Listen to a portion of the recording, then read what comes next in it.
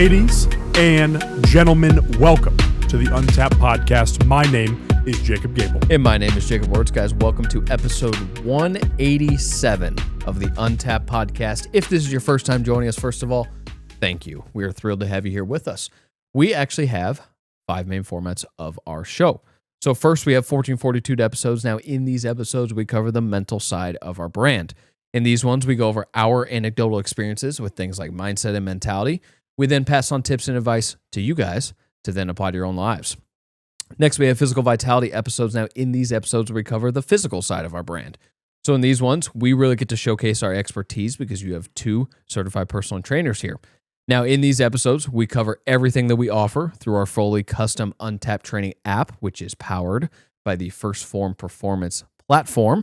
Because if any questions or curiosities about what we offer, what we can do for you, please reach out to us. We are more than willing and able to help you get the results that you want. Now, in addition to that, we'll also cover everything to do with the gym, workouts, nutrition, supplements, mental toughness programs like 75 Hard, for example.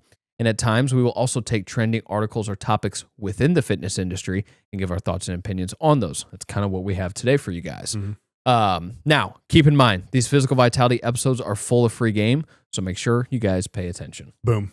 All right, on to our third format, guys. That is our breaking news format. It is a current event-based format. We sit down and touch on current events, current articles going on in today's world. Now, keep in mind, a lot of the content you see around current events is very doom and gloom and the negative aspects of everything. We are here to provide the solution-based aspect to these events. Now, on to our fourth format. That is our Knights Table format. It is a masculinity-based format. We sit down and touch on things like toxic masculinity, if it's real, what it really is, fatherhood, the impact it's had on all 3 of our lives in here, and then also male-based topics in general and how important men are to the future of the United States especially, but also the world. Keep in mind, I'm 27, Wurtz is 27, our producer Mitch is 25. Because of that reason, we are not coming to you as some all put together perfect man. We will never be that. The only perfect man to ever walk this earth is Jesus Christ. On to our 5th format. That is our guest format. We sit down with entrepreneurs, fitness professionals, athletes, doctors, anybody with a great story or somebody who brings you value. We learn a ton from these episodes. You, in turn, will also learn a lot from these episodes. Now, our last thing to introduce before the fact of the day and the main course, so to speak, of the episode is our producer and my brother, Mitchell Gabel. It's cracking. Crack-a-lackin'. No. Pretty sweet introduction there, right, Mitch? No. Kind of delivered a little bit. No? It was all right. Okay, well. It'll do. I get no credit, I guess, from the guy over We'll here. get the job done. Goodness. It's the Harvard outfit on. Oh. I mean, it makes sense. I have the highest IQ in the room, so I mean, that adds up. Yeah. Yeah. Interesting. This dude's going to become a Harvard lawyer tool. Yeah. Hell no. Bro, being around people like that every single day would literally drive me insane. Yeah. There's no way. And those people work literally like 27 hours a day. Essentially. But there's only 24. Yeah, but they make 3 hours extra. Do you know if he put a 1 in front of his IQ, it would actually be 170?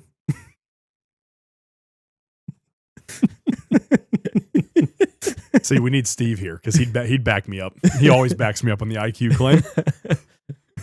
You two always Father's always backing me up. Mitch, was that the fact of the day? No. Oh, it wasn't? Oh, okay. Well, what is it? What do you got? Did you know that the average Gable IQ is an 82? Yeah. Is slightly above the line for mental disability. Well, we know that he does actually fall under that. Yeah, he does. Correct. I do have mental disability. That's true. Yeah. It's confirmed diagnosis, everyone. Dr. Wurtz and Dr. Gabel I can't sit here and say no, technically. You know what I mean? All right, do you want to know the fact? I would love So I know you got to know the fact. So I know you guys like muscles. Lots of muscles. Mm-hmm. Mm-hmm. Did you know, except for the tiny muscles around the hair follicles, you actually have no muscles in your fingers? The muscles that control your fingers are in your palm and your forearm. Mm-hmm. Interesting. I thought with the whole hair follicle thing, you were going for the roast. Oh, that would have been a good one. Yeah. But no. Give me one example of what muscle that is, Mitchell. I have no clue. The extensor digitorum. That's one of them. Man, that was made up. That was the Harvard coming out. Yeah. Yep. I was going to say, like, that is true. I mean, that is accurate, 100%. So there's no muscles in your fingers. Yeah, that was my palm. You're right. It was. Yeah. Isn't that crazy? It's just like a bone with skin around With it. tendons and Yeah, ligaments it's in there. crazy. Yep. Yeah. It is weird. Hmm. That's the crazy part about our skeleton. I mean, again, like God designed us pretty damn well, if you ask me. Yeah, I'd say Like, so. He did a good job, Yeah. you know? And if you use that body correctly, as we're going to talk about today a little bit, You could be a Super Bowl champion. be a Super Bowl champion. Or a You, fatso. you could not be Carson Beck. Yeah. Random stray, but Just warranted. yeah, very warranted. Yeah. Yeah, and not a likable player at all. All right. No muscles in our fingers. I think my IQ just went up by 1. So thank you for that, Mitchell. Yeah, appreciate you. I mean, if you jump by 1 point, that's a big deal, actually. So Yeah. that's awesome. Well, each week that Thanks we've to done Mitchell. a fact, you know, whenever we started doing the facts, that's where mine is. Mm. So like 14. Oh man, I mean, you might as well be a carrot at that point in time. Genuinely, what are we? I mean, that's 50 points lower than a Somalian. Like, what are we talking here? It's bad. Yeah, that's really bad. Somehow they're smart enough to operate a fraud scheme, though. Well, smart enough, Yeah. or allowed to. I would think would be a better word there. Yeah, It's crazy. All right, let's talk about the NFL. We got the. as you know, you and I are always down about this. Absolutely. Mhm. We got the AFC and NFC championships coming up this week. Obviously, when you guys are hearing it, they were yesterday. And the Pats beat the Broncos and the Rams beat the Seahawks. No, that's not a Broncos hate. That's just It's not. It's that's just my prediction.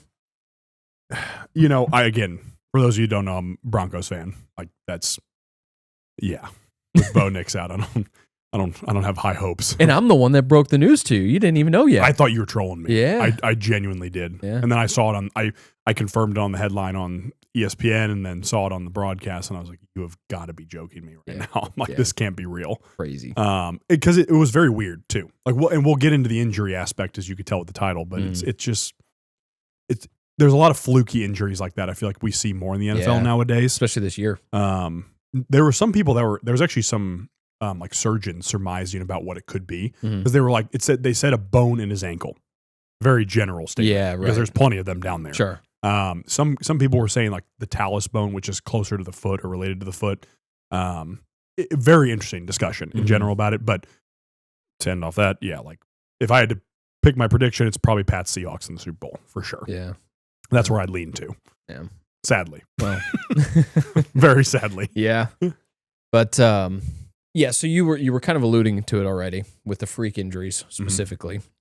And it feels like we've seen a lot this year. And partially because some of the biggest names in the game have gone down, you know. Absolutely. Micah Parsons, obviously George Kittle here in the playoffs. Yep. Mahomes was the obvious one there. Early in the season, Brock Purdy had issues with his feet too. Yep. You know, Right. Fred Warner. Yeah. He's been out, and he was. I think the only way he would have came back is if maybe they made the Super Bowl or the NFC Championship Yeah. or something like that. I think that's the only possible way. Right. Who else? Who are we missing? There's I'm plenty sure we're others. missing big names, honestly. Jordan Love went down for a little bit. Jordan Love went down for a little bit. Daniel Jones for the Colts. Good call. Yep, he was which is out too. why Yep, Grandpa had to come in and play quarterback. still badass if Philip Rivers Yeah. came back in. It's awesome. Literal Grandpa, too, by the Literal way. Yeah. Catholic supremacy right there. Yeah, no That's kid. badass. 10 kids. Yeah. Because I'm trying to list all because I do. It was a good point you brought up. Like there was a lot of star players that went down that were like Yeah. Pat Surtain was out for like a good 6 games or so, I believe. Oh, okay. I believe it was like 5 or 6 games. Yeah. There was go ahead and keep going. There was a tweet I saw actually with a bunch of the names that were injured this year. I'll see if I can find that Yeah, back real fast. please here. do. I mean, the Packers obviously had like 15 guys out coming into Yeah. the playoffs, which felt horrible for them because of that. Oh, who's their tight end? Tucker Kraft. Tucker Kraft Stud. went down Stud. early. And Yep. he was out. Yep. Was Max Crosby hurt again?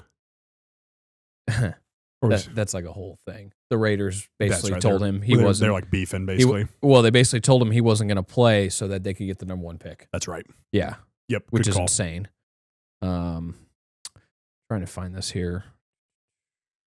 It's one of those where you get frustrated too because you want to see those guys in the field. Like it's the same thing as if, somebody's to buy a ticket when Brady was in the league, for example. Let's say somebody buys a ticket and ahead of time to watch Brady and then he gets hurt Right. and he can't play in that game. It sucks. Just like you and your dad went to the Chiefs game, and Mahomes got hurt, 2 games before that? 2 games. Essentially, and you had already bought the tickets. And it's like, Right. you got to be joking me right now, you know? It's like, okay, a big part of the reason, and as you talk to the Broncos fans of that game too, was to come watch Mahomes play. Yeah. You know? Oh, yeah, big time. I mean, there were a ton of the Broncos fans that were just as disappointed as us to not see him. So this isn't the exact one I was looking for, but this still matters. Close enough, yeah. So these ones I'm about to name are torn ACLs. Huh. Okay. Mahomes, Nick Bosa, Micah Parsons, Malik Neighbors, Tyreek Hill, Zach Ertz, Tucker Kraft. Those are all torn ACLs. All top players. Yeah. Yeah. Torn Achilles on this list. 2 of them, George Kittle, Daniel Jones. Oh. Bo Nix, obviously broken bone and ankle. We covered that. This wasn't actually going to be a part of the discussion, but I just saw the top comment here. This is an interesting point. Bring it up, yeah. With those specific injuries, time to remove turf and put real grass in all stadiums. I've seen that discussion be very common.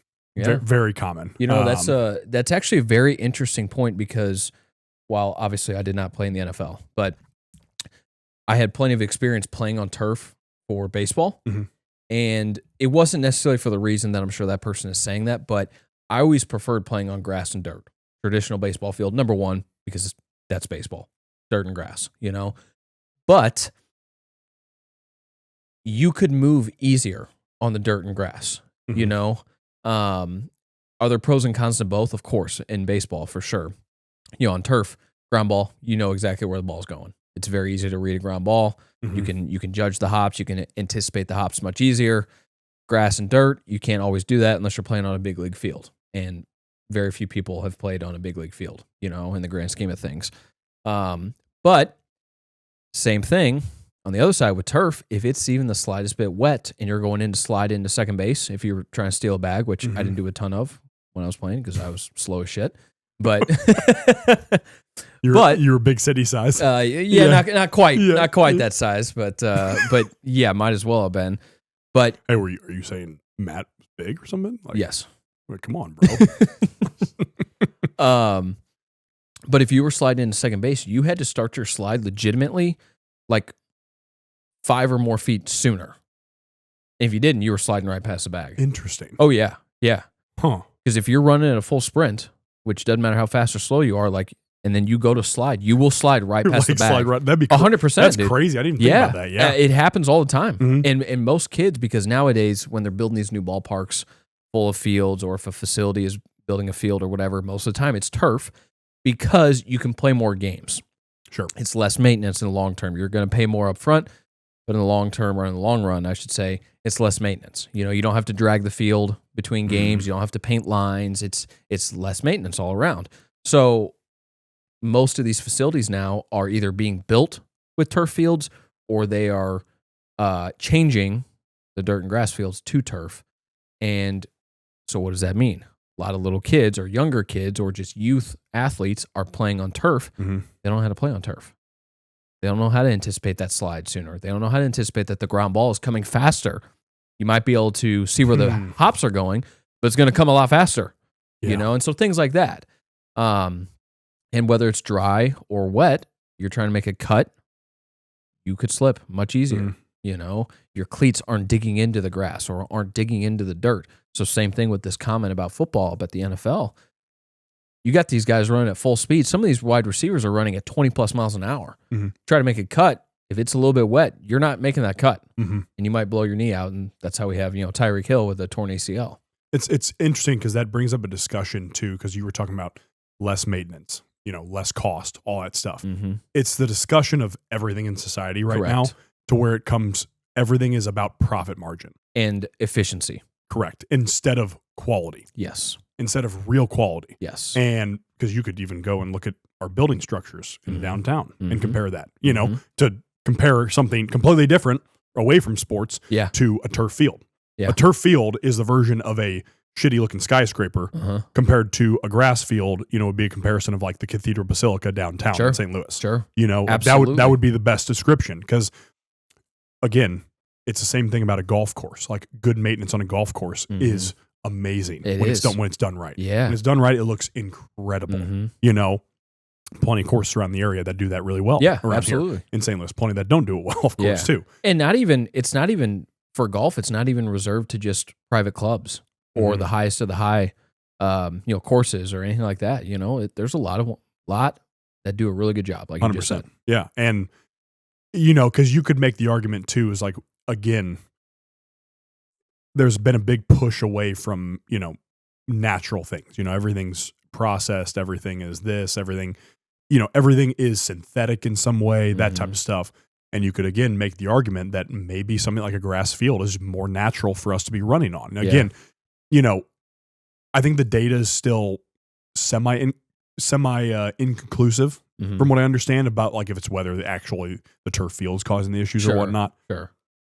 Or if maybe it's, practice schedules, or if it's, too much volume in the weight room, or, whatever it is. Like it could be the problem with measuring this, you would have to control every team's variables. Everything. You would have to control every single NFL team would have to have the same practice schedule. Yeah. They'd have to have the same weight room schedule. They would have to have the same game schedule as well. And not only controlling the practice schedule, but you would have to control what is happening in the practice. yes. And then after all, you control all these variables, Right. then you could look at turf compared to grass. Right. So it's very challenging to say conclusively, okay, it's turf. Yeah.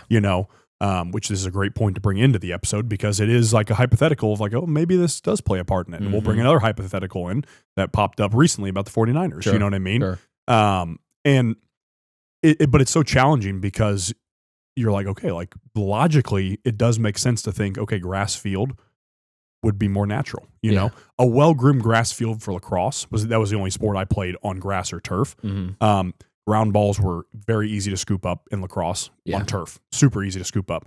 But a well-groomed grass field, you could do the same thing, and you felt faster on that field. And at least in my opinion, I felt faster, and it was just more natural on a field like that. But it was very rare to find well-groomed grass fields for lacrosse because it's not huge in St. Louis. Sure. But like it's an interesting conversation. And you look at it too, because it's a conversation that needs to be had at this NFL injury aspect too, and it goes for any pro sport or any youth sport for that matter too. But it goes for it because you want to keep your best players on the field. Yeah. It's the same concept as when we talked about the Wurtz and Profar. What's Jurickson. Jurickson Profar, Jurickson Profar from the Braves, correct? And how he was taking HCG and it wasn't even a performance enhancer. But we talked about in that episode how it's actually beneficial to use well-documented performance enhancers for these players because they perform better and stay on the field longer. Exactly. This is another concept of like how do you avoid these injuries so they stay on the field longer, right? Which you could bring in the performance enhancers to that conversation for sure. You could bring in the turf and the grass conversation. You could bring in proper strength training to that conversation. You could bring in a lot of factors. Equipment, cleats and things 100%, like that. Yeah. Because as we're going to talk about, something like the cleats have advanced so far that they make the athletes a lot faster and a lot more powerful. Sure. Again, and their cuts are better and stronger. 100%. Quicker. Yeah. I mean, nobody's going to argue with you right now that if you look at 1980s football compared to now, I mean, the athletes are completely different. Absolutely. Completely different. Absolutely. In the realm. It's why records get broken at the Olympics every single year. Yeah. It just keeps happening. That same concept can apply here. Athletes are just getting stronger, faster, better all the time. All the time in every single manner. So, is it preventable? No. Obviously, no. Like the of course sad answer to that is no, because especially football. You're talking about a sport where these dudes are running each other over essentially, or getting ran over. Yeah, like it's a train wreck essentially on the field. Oh yeah, is what you're dealing with here. Except it's human bodies doing it. So you're bound to have some injuries for sure. Now, what I'll bring in, and I mentioned this before the podcast, Wurtz, where Christian Watson about 2 or 3 years ago, the receiver for the Packers, he was having issues with hamstring issues, and he'd had them 2 seasons in a row where he'd had hamstring injuries that took him out for, I think, like one time it was 7 games, another time it was like 13 games or something like that. It was, hamstring strain, hamstring tear, that type of thing. And they were curious, like, why is he directly having issues with the hamstring? And they found in this direct one-person study, again, not always, not a huge sample size, so take it with a grain of salt, but they found with this one study that his left hamstring was 20% weaker than his right. And it was like, okay, maybe that's the answer. It probably is. And over that offseason, they were able to even it out to where it was 8% weaker on the left side instead of 20%. So they were able to do directed, unilateral work on the hamstring. They were able to do bilateral work on the hamstrings, that type of stuff. And lo and behold, they were able to improve the strength. Now, as we've talked about before, you're never going to be symmetrical. You're never going to be 100% even on both sides. Right. That's just not a thing. And there's been a lot of stuff that's indicated that he's done better in the last 2 to 3 years with his hamstrings ever since this was done. Mm-hmm. So it's a very interesting thing to where it's like, okay, if you spend more on the strength conditioning staff for these teams, and the way you look into these injuries, is that maybe an answer? Right. Which we would lean toward yes. Right. As strength coaches. Yeah. Of course. It'd be really fascinating to hear John Heck's take on this type of a conversation. Mm-hmm. He's got a podcast himself. We actually mentioned him last week on the show. Hammer and Chisel is his podcast, but former NFL strength coach, former NFL player, former D1 strength coach. His dad is actually the offensive line coach for the Chiefs. For the Chiefs, yeah. Which, is he one of the ones that actually just fired? No, actually, I don't think the O-line was. No, I don't think so. Because as much crap as I get, the Chiefs O-line is actually not that bad. Oh, it's very solid. It's like, I think 4 out of the last 10 years, the highest graded player on the Chiefs was Creed Humphrey, the center. Over Mahomes, over Kelsey, over Chris Jones. Dog. Oh, yeah, he's a stud. But anyway, it'd be very fascinating to hear his take on that from someone that was inside of those, weight rooms. But you make an excellent point. I think the strength programs and the strength coaches are taken more seriously in professional sports. Maybe not necessarily by the average person, because I just don't think people understand, and that's no fault of theirs. They just don't understand.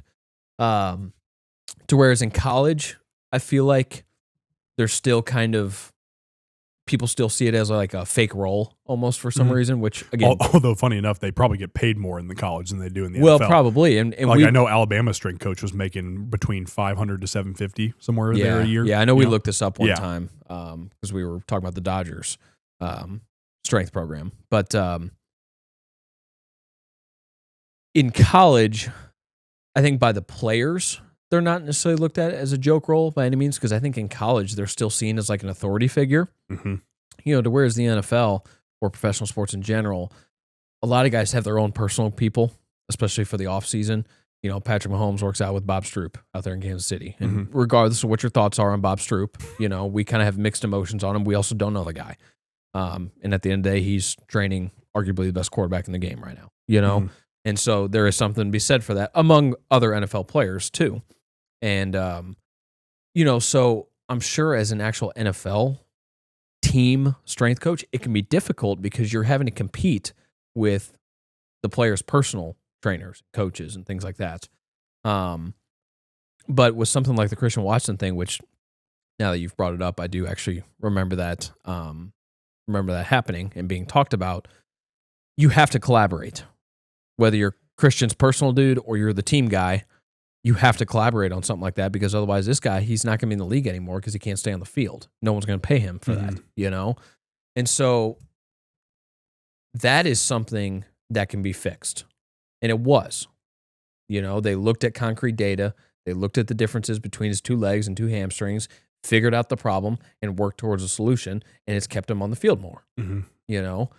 With the freak injuries, you're never going to be able to fully prevent that, and we've already covered that in this episode. We also covered it some last week, a little bit of a different sense last week, but same idea.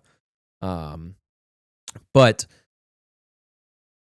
you can't have some of the biggest names. That list of 10 guys is some of the biggest names in the game right now. Not all of them. Daniel Jones probably wouldn't fit into that category, but still, you got to figure something out here. And whether it's a team problem, like personnel problem, hey, your offensive line isn't blocking, so you're getting blown up or sacked every play, or you're running for your life as a quarterback every play. At some point that's probably going to catch up to you, and that's kind of what happened for Mahomes this year specifically.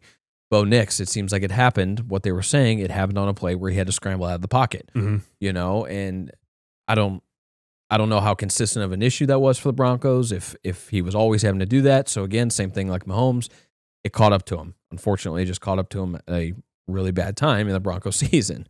Micah Parsons, same thing. It was a freak play towards the end of the year, and now one of the best defensive linemen in the game is gone. He's done for a team that desperately needed help on defense, especially on the line. Which when their defense is fully healthy, Packers had an insanely good defense. Good defense. Yeah. Like, let's keep that in mind too. And then you have Micah, and they had I think a linebacker and a cornerback go down too. Probably at the same time. Yeah. So it's like, you don't have any supporting cast then. Right. Yeah. Right. And so, is there a way to limit the injuries? No. But are there things that need to be explored to do as much of the limiting as possible? Yes, absolutely. And at the end of the day, it probably does come down to in-season strength training and continuing to do that. And still at a high level, you're not pushing maxes and you're not training how you do in the off season. We've covered that plenty throughout the years here on the podcast. But that could be something that needs to be looked at by each individual team. Head coaches get fired and hired all the time. Maybe you also got to look at your internal, your internal staffs with the strength coaching and in the weight room and like what's happening in there or what is not happening in there. And maybe you consider that $20,000 or $30,000 raise for that staff, so you have better people on staff as well. You know what I mean? To spend money on something that is going to get you concrete results. Right. I would add, if we're talking about things that could possibly, again, this is entirely a hypothetical episode by us. If we're talking about things that could add or limit, I should say, like I was going to say add benefit, but limit the injuries in this scenario is the better term, is I would say 2 words: load management. And when you hear load management, I don't just mean when they're in the NFL. Right. College, they seem to do a pretty good job of it for the most part because there's less games too. Could adding that of extra game in the NFL, could that have started to contribute possibility to this more? Yeah. And that was what a lot of people's concerns was, going to 17 games in a season. Right. Great for the fans. Sure. But is it great for the players? Right. Your product that you keep on the field. Yeah. Is it just better for your profit margins, as we talked about earlier in the episode? Which we know that's what the answer is. The answer is yes to that. That's 100%. You could add that in as a check mark, yes. That's not the only thing, but it would be a check mark, yes. And also, where I lead with load management there is I lead back to youth sports. If you've talked to any parent nowadays in baseball, hockey, football, volleyball, basketball, gymnastics, basketball, all of them don't have load management. Correct. They're trying to specialize by the time they're 11 years old, 12 years old, and they're playing 6 to 7 days a week. Year round. Basically now. Maybe not necessarily games, but you're training year round. When they are a child. Yeah. A child. Yeah. And again, if you want to, by the time you're high school age, specialize, by all means. Sure. Okay, we could make that argument then. Sure. But if you're doing it before high school, we got another conversation entirely. Yeah. If you feel as if your kid will fall behind because of the politics of sports, right? Because they skipped the practice this week to get some needed sleep, that's going to hurt them in the long-term road. Or study time or whatever. Yeah. Every single study that continues to come out on youth sports and load management related stuff is that they should be playing multiple sports, preferably 3+, and they should be getting proper rest, and they shouldn't be playing every single damn day. Yeah. It is that simple. Yeah. Again, the hockey parents, you're spending $10,000 to $20,000+ a year, and then your kid's gone every other weekend, right? Plays 5 or 6 games, and you wonder why they feel like shit. Yeah.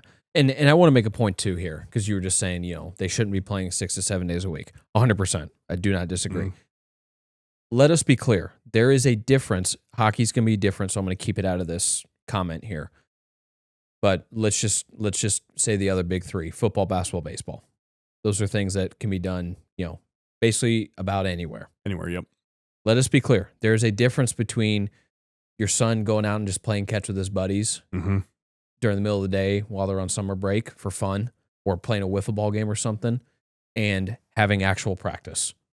You know, if your son wants to go out and play catch with his buddies Monday through Friday because they love it and they're having fun, let them. All day long. It's fine. All day long. They're going to be fine. Yeah. Just because he's supposed to pitch Saturday doesn't mean he shouldn't play wiffle ball on Thursday. Like, it's ridiculous. Right. Okay? So let us be clear. There's a difference there. Unfortunately, the state of youth sports is taking that difference and completely throwing it out of the equation because you almost have practice and or lessons every single day of the week. Mm-hmm. And I might not have kids, but before the job I was in that world for almost 3 years as a coach. And while I'm in it, I thought it was ridiculous. You know this. Mm-hmm. How often do I bring this point up to you? It's like, I get it. You bring your son up to the cages a couple nights a week for extra swings. I love it. You're doing work outside of practice. You're doing work outside of games. He loves it. You're not just there because you want him to love it. There's a difference there. Mm-hmm. And if he wants to be up there and he's asking you to go to the cages, by all means, do it. Do it, because that's a kid that wants to be there, even if he is 12 years old. Yep. But when you are forcing is a very strong word, because I don't think all parents think they're doing that, but a lot of parents are. Inadvertently. They are doing You know? it. Yes, they may not realize it. And as much as they might try to deny it, that's what's happening. But you're taking that opportunity away to play other sports, like you just said, 2, 3 or more, whatever. You're taking that opportunity away because you're practicing and playing baseball year round.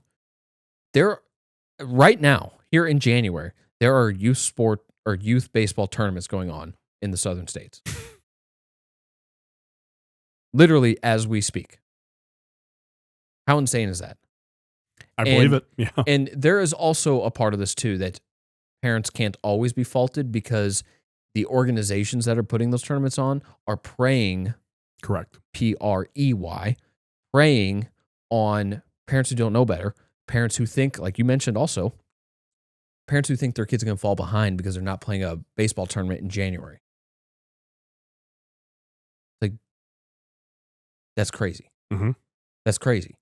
The amount of kids that are freshmen in high school or 13 and 14 years old, so even before high school, that are already getting into like the college recruiting process. That's crazy. You're wasting money. You literally are wasting money on a recruiting service or a recruiting coach or whatever it might be. You're wasting money. And again, you're already professionalizing the sport at 13, 14, 15 years old. It doesn't need to happen that early. Now, when they're 16, 17 and they want to play a college sport, by all means, you can start doing that type of stuff. You can start doing the showcases. You can do some travel for some like invite tournaments and stuff. You know, if that's what they want to be doing and they're serious about it, I got nothing against it. I did that type of stuff. But at 13, 14, 15 years old, you're wasting money and time, you know? And this all ties back into your load management idea of at 13, 14, 15 years old, you have these kids playing whatever sport year round. No actual legitimate rest is happening. And so you wonder why kids in baseball are blowing out their UCLs and having to get Tommy John at 15 years old. Gee, I wonder why. Because little Johnny's been pitching for 12 months straight for the last 3 years. Or little Susie won't stop playing softball. So her shoulder's blown out. Right. Which I will say, arm injuries in softball are way less common. Which, because of the throwing motion. Yeah. Exactly. Yeah, right. Yeah. Going backwards and underhand is a natural motion. Gotta love biomechanics, right? Yeah, right. Right. Crazy, huh? So everything I just said tied back in, and that was my point, to tie back into your load management piece. Because you're 100% right. The load management is dog shit. And it starts in the youth sports, and it leads all the way through college and all the way into the professional When your sports. load management is horrible when you're in youth sports, that definitely can harm you later on in sports. Exactly. Absolutely can harm you later on in sports, which again, the dudes who are now in professional sports have been in the toxic youth sports now. Yeah. They are of the age where they were like, maybe early on, but not really. they were in the shit, so to speak, of youth sports at that point in time when they were 13 years old, and now they're 27 in the NFL. Yeah. And you're wondering why they're, blowing out their legs and whatnot the whole time. I just thought about this right now.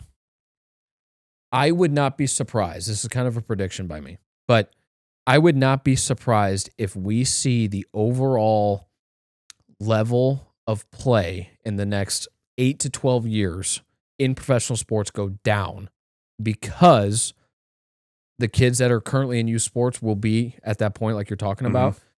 Because I think it's really just intensified here in probably like the last 4 to 5 years with the youth sports, because it certainly didn't feel that way when we were all in the youth sports. Were we in competitive levels of hockey and baseball? For sure. Was it intense? Was it a lot of work? Absolutely. And maybe it was this way. Looking back on it, it doesn't seem like it was, but maybe it was. I don't know. But I wouldn't be surprised if the level of play is lower, even though athletes all around are getting stronger, faster, and more powerful currently. And weight training is starting earlier, which those are positives, in the right environments and with the right coaching. Those are positives. But because the load management is so poor, and because the guys that are getting drafted or getting into college sports are already worn down. How many guys are playing 6 years of college sports because of injuries? Because pretty soon here, the COVID year stuff won't be a factor, because those kids won't have been in college at that time to get that extra year. But how many times do we see, he's had, 2 medical red shirts. He's had 3 medical red shirts. So now he's 29 and is playing in the, the national championship I said game. to somebody who was 32. Right. There's no reason Carson Beck should have been playing for Miami this year. The dude is almost our age. And he's not even in school. Like, what are we talking about right now? That's so I saw a thing, like he's in a master's program. He's in a master's program. Exactly. Okay, Carson. Yeah. But that's how he stays eligible. I'm sure Carson's a stellar I'm sure he is. Stellar student athlete. Yeah. I bet he straight A's. Especially at Miami. Straight A's, except the A's are absent. Yeah. Literally though. But anyway, I wouldn't be surprised if we saw the level of play go down and injuries continue to rise. There's an interesting dichotomy you brought up there, to where you were talking about athletes, getting stronger, faster, better. We were talking about that earlier in the episode. And, of course, like the powerful nature also can result in more injuries. Again, there's 100%. so many factors we're talking about here that are going to result in more injuries, not just the load management. That's just a topic for us that we get a little bit frustrated with. Sure. So to speak. And the dichotomy I want to point out is yes, are they getting stronger, faster, better? Partially. One, weight training has 100% gotten more efficient, even for the athletes that are playing year round on their sport and whatnot. Weight training's gotten more efficient. It's gotten, better programming all the way around 100%, because research just keeps coming out to improve that. Which those are positives. All positives there. Wrong here. Equipment has improved, which is definitely a positive. Mhm. Again, it's going to make the athletes faster, stronger, better. It's probably going to protect their heads better, as we were talking about before the episode. The idea of the concussions being hopefully less of an issue. At least it seems like it, because they've also limited the head contact as much. Yeah. But then, again, there's the dichotomy of that. And then you're right. The problem is the specialization in your sport hurting those gains. Right. Because again, as we go back to it, if you're playing 2-3+ sports, let's say you have a season for baseball, then you go into a season for let's say that's during the summer or something like that for baseball, or spring at time. Then you go into hockey after that. Then maybe in the spring you play lacrosse or whatever the hell sport you're playing in that point in time. And each one you're having a separate season for at a point in time. You're going to get rest from baseball while you're playing hockey, because it's a different type. There's similar motions, but you're talking about different skill development, skill acquisition, whatever you want to call it. Then, so you're getting different skills out of it too, out of these 3 sports I just listed. Right. So you're becoming a better athlete, because you can take your skills you learned then in lacrosse, then into baseball season, take the skills you learned from hockey into the lacrosse season and the baseball season as well, and then wrap it and loop it all around over and over again. And again, you're resting because you're not specializing. And again, like in baseball, especially if you're a pitcher, you're not throwing year round. Right. That's a good thing. Right. That's 100% a positive thing in this scenario. And then you have proper weight training and strength training too, along with that. And you're also getting to be a kid at the same time. That's like the perfect storm of an athlete. There was a story, and I'll tell this real quick here, but it was on the Hockey Think Tank podcast. It's Jeff Lavecchio's podcast with his cousin. We've had Jeff on twice. Episode 100, if you want to go listen, and it was season 2, episode 29 was the first one with him. Those are his 2 episodes. He's great. Just a stud muffin. Mm-hmm. He had a guy on, Drew something. I'd have to go back to the episode to pull it up. Drewski.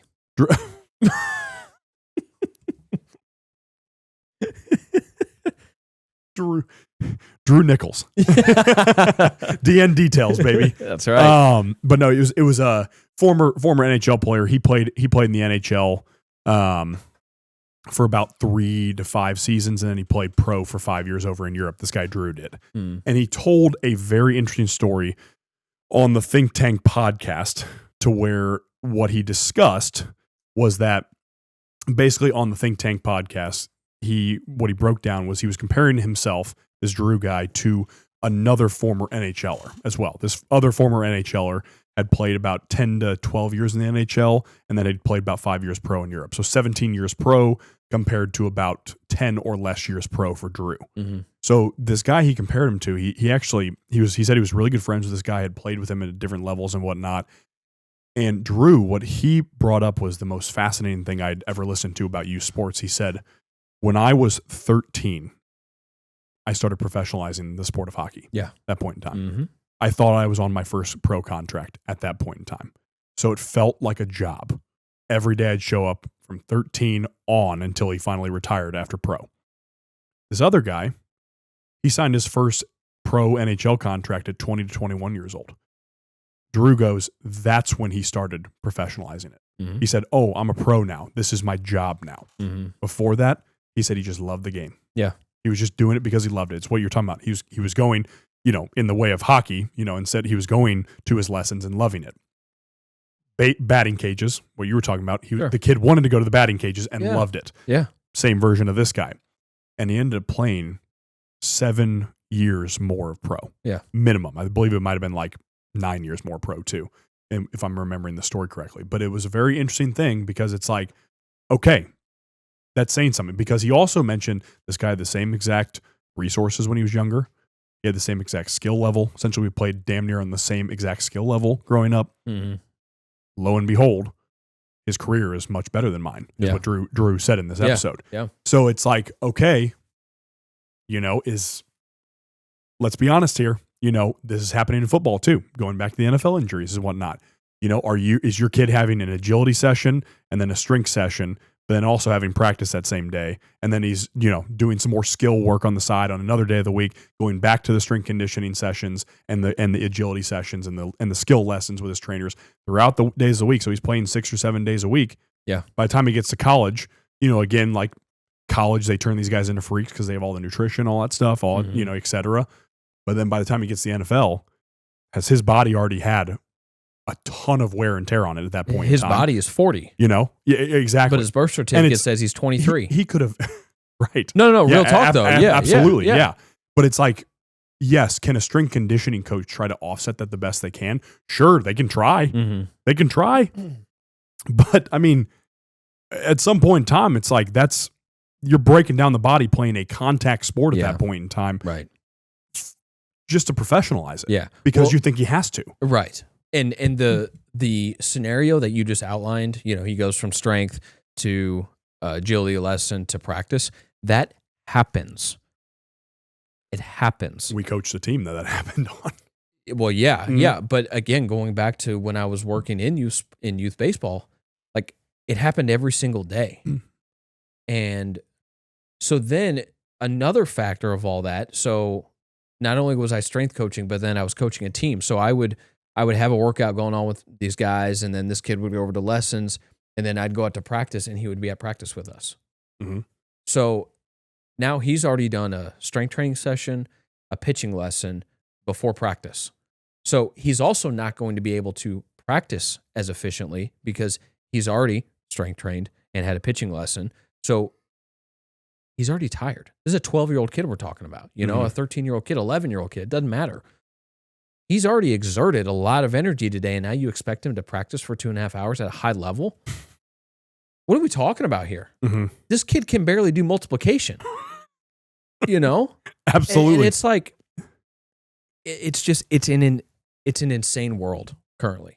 The youth sports world is an insane world. And at some point, we need to just do a full episode on it. And that's partially what this has turned into. But because there's a lot that needs to be said, you know, and all of this, I think, plays into it. I really do, you know, and that's the thing, because that's why you look at the turf and the grass argument and you're like, okay, like that's kind of a drop in the bucket compared to something like professionalizing youth sports. No, literally. You know? Yeah, because that's exactly what it is. Yeah. It's exactly what it is. And again, it's the parents, not the biggest thing, you're right, is the organizations preying on these parents. Yeah. You know, of course, they are the ones encouraging, because it's like, well, if you do this, your kid's going to go pro. Money. So fork up $5,000 more, mom. Exactly. Like throw me some bands here. Yeah. Let's go. Right. Like, you know what I mean? Yeah. And that's what they're looking for. And that's what parents think. And I talk to parents every day at my day job at Health Source, and that's what they think, you know? Now, again, are there some parents that literally do just push it on their kids? Yes. And those parents need to have a stern talking to, so to speak, about that, because it's just unacceptable.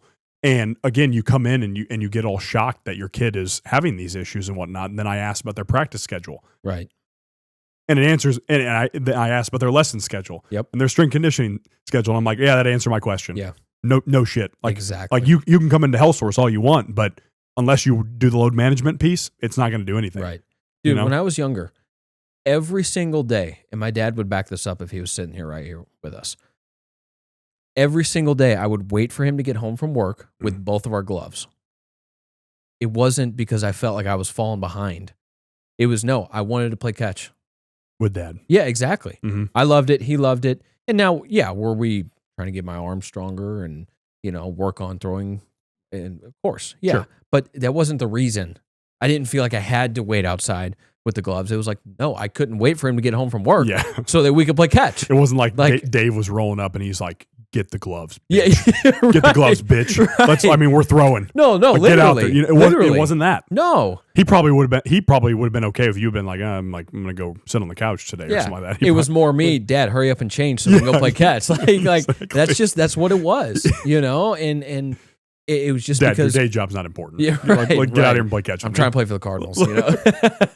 We got more important issues here. You know, and so, but it wasn't because I felt like I was going to fall behind if we didn't play catch that day. You know, it had nothing to do with that. And so, and I think that's what we're lacking. You know, are there going to be some dads and some sons and just some families that are like that? Then yeah, and that's wonderful, because it's not only just a sport thing. It's just that's a memory and that's a connection that you have, you know, with mom or dad or whoever, or grandpa, you know, or whatever it might be. But, and that's a whole nother topic, you know, and, but I think all these things that we've listed out, you know, it contributes, and whether it's the professional athletes being so strong, so fast, so powerful. I mean, you got 320-pound linemen running 4.5 40s. Like, that's insane. It's hard to conceptualize, you know, a dude running that fast but weighs 320 pounds, you know, because it's not just the skinny, quotes intended there, the skinny running backs and wide receivers that are running fast. It's like, no. These defensive linemen that are trying to tear your head off are also running fast, very fast. You know, so is that a factor? Is it the grass versus turf? Is that a factor? Is it the load management / youth sports situation? Is that a factor? The answer is yes to everything. And whatever else we're not even bringing up, you know, the whole 49ers with the electric field next to the stadium and practice facility, is that a factor? Well, it might be. Look that up, by the way, guys. There's literally an article like how the practice facility for the 49ers is next to an electrical substation. Yeah. And people are surmising they've had an ungodly amount more injuries than any other team in the league over the last 5 years. And people are surmising that could have some type of relation to the tendons and ligaments degrading their quality. So, but again, totally hypothetical. Right. But it's an interesting point to look into. Yeah. So again, is that a factor, you know? And And is it nutrition at the youth, college, professional level? Is it something else? But the things we've talked about are all absolutely factors. Mm-hmm. And I don't think there's any disputing that. Well, and to end it off, I'll add a little anecdote too for both of us here. Mm-hmm. You and I have had the conversation too. Again, we're both 27 years old now. And we also both mentioned that we didn't professionalize our sports growing up. Sure. We loved playing them. I loved playing hockey, loved playing lacrosse, even though I was not good at it. Mitch's camera's off right now, but Mitch had something to say about that. but I can objectively say I was not a good lacrosse player. I loved playing it, but I was not good. But again, not professionalizing our sports. You and I have talked about how we feel like we're at an athletic peak right now, actually, for both of us. We do feel like we're at a point where it's like, man, I feel like a really good athlete when I step on a football field. Well, and it's funny because they say your prime is from ages to from 26 to 32. Mm-hmm. And we're in that now. Right. Of course. And not just because you turn 26 are you going to be an athletic freak or anything like that. And we're not athletic freaks, but you do have to train. Yeah, let's make that very clear. Right. You can't be a loser and expect to hit your prime at 26 to 32. I'm an athletic freak now, It's like, no. Like, Jimmy there, buddy, I saw you smash 3 Big Macs the other day. Right. It's like, no, and then smoke a pack right after that. Rip your vape, Yeah, sweet. Yeah. But again, like anecdotally for myself, I was like, my best hockey play was senior year of high school and my year of college. Mm-hmm.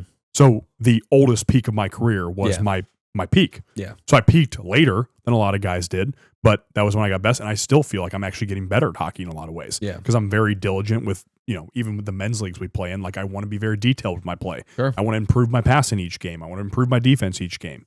So it's funny, but it's like we did not professionalize it and we still love it so much.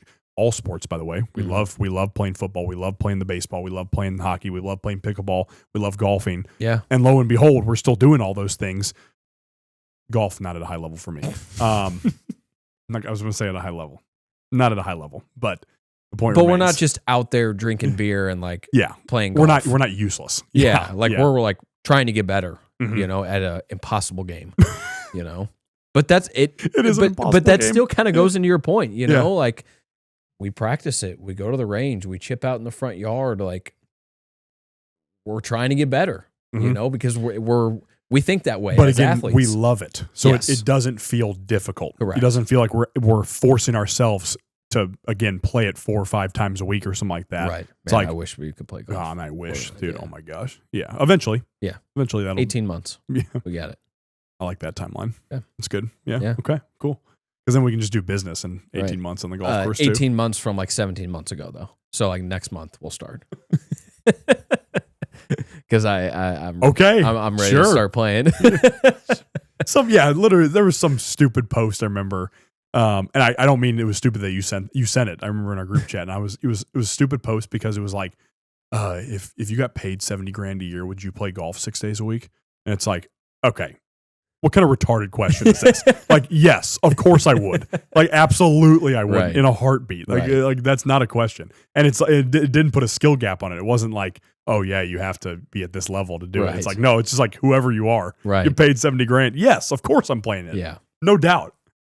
But again, love your sport. Yeah. Lo and behold, you want to get better at it. So Yeah. don't force it down your kid's throat and don't listen to the stupid promoters telling you that you need to do this. Otherwise you won't get recruited into D1 ball. Nailed it. Absolutely. All right, guys. At the end of all of our non-guest episodes, Money Mitch over there will ask us a Q&A question. Fumble over there. These questions are submitted by you guys, the listeners or the viewers. We have a few different ways we would like you to submit these to us. Number one, you can DM them to us on Instagram at untapped.llp. You can also DM them to us individually. You can text them to us if you have our numbers. You can email them to us. Our email is untappedllp@gmail.com. Another note on the email coming up at the end of the episode here. And finally, you can leave the questions in the comments of any of our social media posts. We're very active on Instagram, TikTok, X, YouTube, and YouTube Shorts. So you can leave them in the comments on any of those platforms. Questions can be about anything: current events, sports, health and fitness. They can be funny. We love the funny ones. Whatever. Pretty much anything. Mm-hmm. Money Mitch will then pick one out to ask at the end of the episode. What do you got? You guys already touched on it already a little bit. What is the best natural way to do load management? Or I actually didn't hear a definition from you guys of load management. You guys just kind of threw that word out. What does that mean to the general populace? And what is a more natural, easy way that doesn't feel like you're specifically programming out that load management? Well, to quote you from last week, 3 gallons of Tren. Is load management. Is that how Tren is measured? Yes. In gallons? Gallons. Yeah. Yeah, no. Yeah. The science backs that up. Oh, Yeah. Okay. Don't look it up. What, do you just go to Lowe's or Home Depot and you just get a And bucket? they have buckets of Trent You get, one of those, acetate. you get one of those Home Depot Yeah, buckets, do the you orange just- buckets. yeah, you just Man, get a dude, bucket. I wish that was the case. Man, that would be awesome. I'd be buying testing buckets too. Yeah, oh my right. gosh, that'd be Right. awesome. But no, yeah, that's load management. To simply define it, is Managing the load. to quote last week. Actually, we talked about work capacity. Mhm. Somebody, and I'll relate it in this way: is somebody's work capacity who has not exercised in 5 years is essentially non-existent. Mhm. You're going to get sore from doing 4 sets of 5 reps of bodyweight lunges, Yeah. essentially, or like 10 bodyweight squats. Sure. Like you could get sore from doing that. That's so you have no work capacity. Right. So your load management, for example, somebody that hasn't exercised for 5 years would not look like going into a full strength conditioning program 4 days a week, right off the bat. Right. That would be ridiculous. What we do with strength clients, for example, is if they have not in a long time exercised, you transition them in with a 4 to 8 week, give or take. Again, some clients need more than that. I'll be honest with you. Sometimes you do, but 4 to 8 week, basically introductory phase where you slowly build their volume up. Mhm. You see what they can tolerate session per session. And this, for those of you guys that are not using programming, which we think you should be, but if you're not, it means slowly building up your work capacity. Because if you attempt to do 5 to 6 days a week of exercise and you have no ability to exercise in the first place, you will absolutely have negative repercussions from that. Mm-hmm. Now, if you start with 2 to 3 days a week at a moderate volume, aka a moderate amount of sets, a moderate intensity, you're not lifting super hard, but you're getting some stimulus in. That's a good way to start. That's a good way to build up. Again, somebody like an NFL athlete also does have.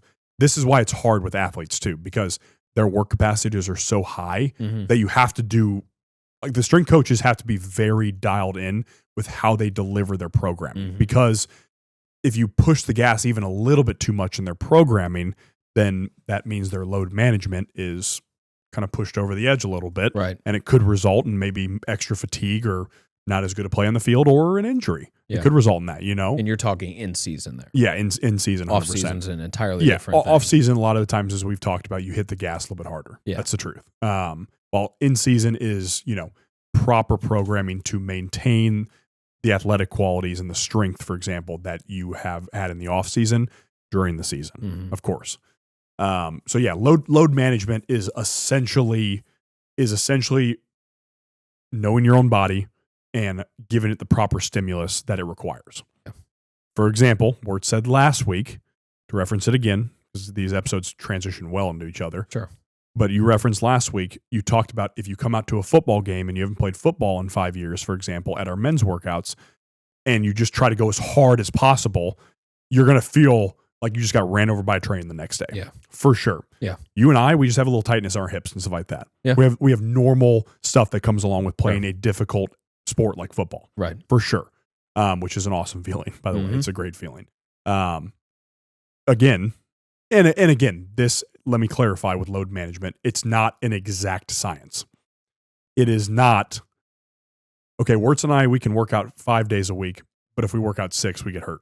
Right. That's not what load management means. Can you get pretty close with it with, tools that are improving, like measuring athletes' performance and whatnot, even using apps to track your performance and whatnot? Can you get closer to it nowadays than you ever could have in the past? Sure. Yeah, absolutely. Watches you can and things like that. Watches, help great too. idea. Yeah.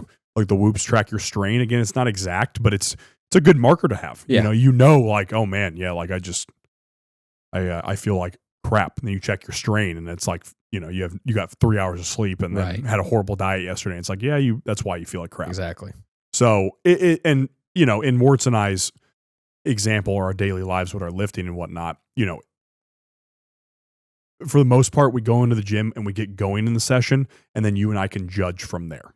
Yeah. It's pretty simple from that point on. Like, that's where load management for the general population comes into play, because if you're walking into the gym and you're noticing like you get your 4 or 5 sets of warm-ups done, great. You feel pretty good. But then the instant you start pressing, your shoulders start feeling like shit off the bat. And even like if you change up any type of form or whatnot, it's still bad. That's when you can check yourself and be like, okay, I need to pull back a little bit here. Mm-hmm. So it's kind of an intuition thing to a certain degree too. While, strength coaches, we can track that stuff because we can see and we can know your markers, of course. You as a general population person, it is a lot of intuition and listening to your body, which is important to get to know your body. That's why we encourage exercise, because it helps you get to know your body more. Absolutely. So yeah. No, I think you killed that. It's a lot of the intuition, like you just said. It's a lot of having awareness. If you are a coach and you are coaching people, you need to track that stuff. You mentioned, we can track that stuff. Well, you should be. That has to be like a non-negotiable that's happening. Mm-hmm. And it goes beyond just tracking weights that are used. Okay, this week he used 40s, or last week he used 40s, so this week let's try and use 45s. That goes into it, but if you're going to be a quality coach, you have to go beyond that, and you have to, that person is trusting you to handle the load management for them. That is part of your role, part of the reason they're paying you to do the job that you are, and that goes for online or in-person clients. Very frequently I'm checking specifically the clients that I work with for Untapped. I'm checking their numbers consistently. I'm having conversations with them about this or that, positives, negatives, things like that. I'm not in person with them, or we're not in person with them with the online clients. So, hey, I need you to send me a video of this movement. I know a couple weeks ago we talked about you having some shoulder pain. I want to see the form. I want to see how this looks. So send me a video. So it's those extra things that go into the load management. So I think you killed that answer. So I don't necessarily have anything to add to that. Mitch, remind me the first part of the question though, before the load management piece. Well, I guess just more like natural ways, because you guys were talking a little bit about, you guys were really hard on the youth one, where a kid's main quote unquote sport is baseball, but then he really loves playing lacrosse. In my opinion, from my uneducated perspective, I mean, that's a great way to do load management, because you're working completely different muscle sets as a lacrosse player versus a baseball player, rather than playing at 365 like you guys were describing. Sure. So the natural way then would be, or one answer to that would just be playing multiple sports. Yeah, that might not be the answer, but right. We mentioned that briefly in the episode, in the main content of it. But yeah, that would be your natural way as a youth athlete, is utilizing other sports, because again, the stimulus is going to be different sport to sport compared to another. Which, funny enough, again, goes back to last week's episode where we talked about training different styles. Correct. Exact same idea. And that's the general population translation there too. Right. Because that can kind of be your playing multiple sports. Again, we didn't talk about switching your training style every 3 months. Like you might be changing sports if you're high school athletes. You might be changing sports every 3 months. That's where these things differ. But overall idea, very, very similar. Mm-hmm. Yeah. And who was always the best athletes in high school too?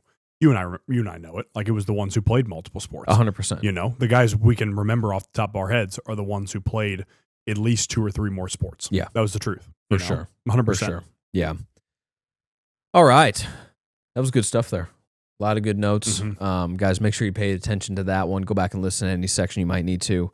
And if you haven't, because we obviously referenced it a lot in this episode, go back and listen to episode 186 about not being a one-dimensional lifter, because there was a lot of quality points that we made there.